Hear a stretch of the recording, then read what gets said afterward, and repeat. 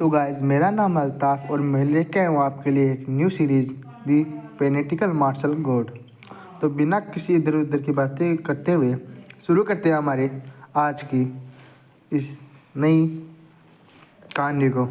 हमें इस कहानी की शुरुआत में बताया जाता है कि ये डिंगलिंग काउंटी के बारे में दिखाया जाता है और फिर हमें बताया जाता है कि rising county the dragon martial art academy. फिर हमें हमारे मेन कैरेक्टर को दिखाया जाता है कि वह इधर उधर देखते हुए जा रहा होता है और वह रास्ते से जा रहा होता है और वह एक दीवार के पास में खड़ा होकर चारों ओर देखने लगता है और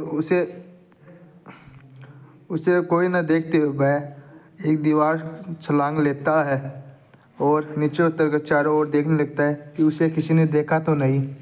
और वह यह सोचकर चैन की सांस ले रहा होता है, उसे कोई पीछे से आवाज़ करता है, मैंने तुम्हें ढूंढ लिया आखिरकार। तो अपना मेन कैरेक्टर, इसको हम जियाओ बाई बुलाएंगे, तो अपना मेन कैरेक्टर जियाओ बाई पीछे देखता है तो उसके पीछे एक लड़की खड़ी हुई होती है। हमें इस लड़की के बारे में बताया जाता है, ये इसका नाम जिन लिंग यू है और यह एकेडमी के डायरेक्टर की भतीजी है। और हमें इसके बारे में बताया जाता है ये एक प्रोडिजी है।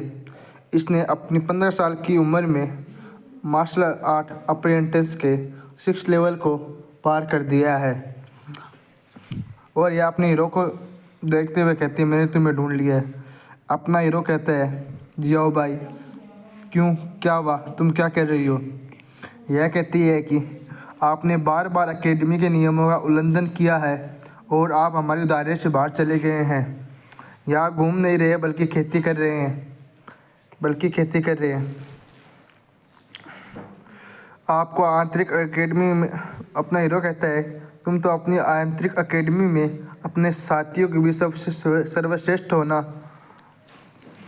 वह अपना हीरो कहता है। फिर वह घमंड में आते हुए कहती है, शायद सब पूरे संपूर्ण वुसान काउंटी में मैं सबसे सर्वश्रेष्ठ हूँ। तब तुम्हें जानना चाहिए कि तुम मेरे सामने समर्पण कर रहे हो। तो अपना हीरो कहता है कि सोचता है कि यह 6 स्टेज ऑफ मार्शल अप्रेंटिस में है। वाह, वो नाइस। तो अगले सीन में हमें दिखाया जाता है कि अपना हीरो कहता है कि लेकिन मुझे यहाँ कुछ काम करना है। बेहतर होगा कि आप अपने काम से काम रखें और मेरे रास्ते से बाहर रहें। अपने काम से काम रखें और यहाँ से बाहर रहें। तो यह बात सुनकर वह कहती है, तुम मेरे सामने सरेंडर कर दो, मैं अकेले तुम्हारे जैसे 5 को हरा सकती हूँ। अपना हीरो कहता है, हाँ तुम अकेले 5 को हरा सकती हो, पर यह तुम्हारा बिजनेस नहीं है, तुम अपने काम से काम रखो। यह सुनकर वह गुस्सा हो जाती है और कहती है, तुम्हारी हिम्मत कैसे हुई मुझे ऐसा बोलने की? अब तो तुम्हें भगवान भी नहीं बचा सकता है। और यह कहकर अपने हीरो पर अटैक करने लगती है। अपना हीरो उसके अटैक को डॉज कर लेता है और मन ही मन सोचने लगता है कि यह बहुत बहुत ताकतवर है, मैं इसे नहीं हरा सकता, और वहाँ से भागने लगता है। और वह अपने मन ही मन में कहता है, माँ कहती है कि खूबसूरत लड़कियाँ सांप और बिच्छू की तरह होती है, कष्टकारी और विनाशकारी, इसलिए मुझे उनसे दूर रहना चाहिए हमेशा के लिए। और वह वहाँ से भागने लगता है और वह अपने मन में सोचने लगता है कि मैं भी कैसा हो सकता है कि मैंने सभी को बेहतर प्रदर्शन किया हो। और उसके साथ उसका सीनियर ब्रदर होता है। वह कह रहा होता है कि मेरे भाई, आपके नतीजे पूरी तरह से लीग से हटकर आए हैं। और कहते हैं, शीर्ष 10 में जगह बनाना मेरे वर्तमान परिणाम के साथ कठिन होगा, लेकिन सौभाग्य से मेरे पास अभी भी 9 महीने बाकी हैं, तो मैं पूरी तैयारी करूंगा। फिर हमें एक और बंदे को दिखाया जाता है। वह अपने में इनसे कहता है कि तुम लोग क्या कर रहे हो?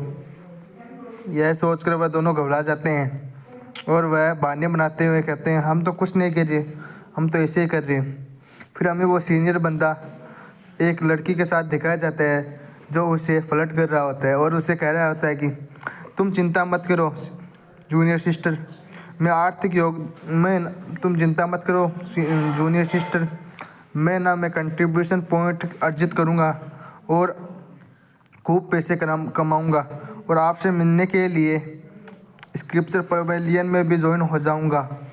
तो गाइज़ हमारा फर्स्ट एपिसोड यहीं पे समाप्त होता है और आगे के एपिसोड को देखने के लिए हमारे चैनल अली एक्सप्लेनर को लाइक, शेयर और सब्सक्राइब कीजिए और बेल आइकन को प्रेस कीजिए।